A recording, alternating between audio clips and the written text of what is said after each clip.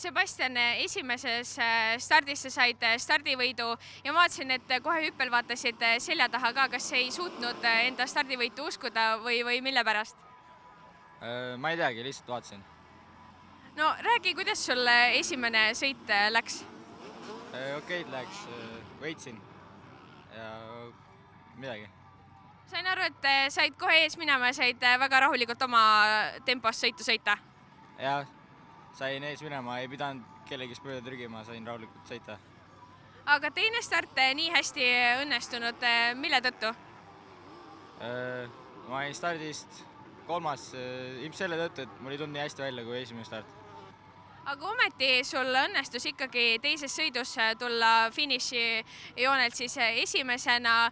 Kust olid võib-olla need möödumiskohad, kus sa konkurentidest mööda said? Kurvis sain mööda ja jah, kurvis sain mööda. Ja ilmselt sa olid tänasel päeval ka kiirem? Ja vist küll, jah. Või lätlasega ikkagi natuke läks madistamiseks? Natuke oli ikka madistamist, ta hoidis tempos ja hea sõit oli, võistlesin temaga.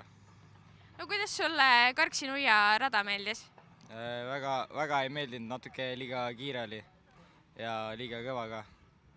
Aga kuidas, sellel aastal on rada teistpidi, kuidas võib-olla hüppenukid teiseks sõiduks olid?